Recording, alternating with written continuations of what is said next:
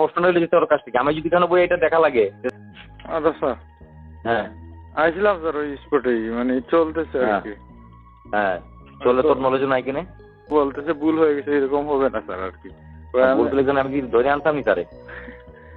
Sir মানে না না, তোর কাজটা কি? আমার প্রশ্ন হইলো যে তোর কাছ থেকে আমি যদি কোনো বই এটা দেখা লাগে তোমার কামটা কিটা? এটা তো ঠিক আছে আমার স্যার, কাম কেন বইয়া খবর আয়া তোমার, তুমি কেন বইয়া তোমার কেন খবর জানা, এটা কামটা কিটা? কারণটা হইল স্যার ওইরকম আমাদেরকে তো স্যার বইলা চালায়, ঠিক আছে? উপস্থিত টাইমে বিডিআর দেয় না, এই দেয় না, সেই দেয় না, এই হিসাবে আমি জানাইছি না যে মানে ইয়ে করার পরে আমি জানাইতাম আর এরকম হবে না, এই বললো আর কি। এই তো বললাম আমি কেন বইয়া খবর পাই, আর তুমি বই কেন বইয়া খবর পাও না, তাহলে কেমন ছিল?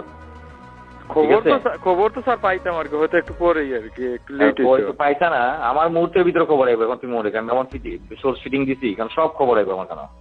হ্যাঁ আসুক স্যার, আসলে তো আর সমস্যা নাই স্যার, বললে তো আর আমরা এখান থেকে চুরি করতেছি না তো স্যার।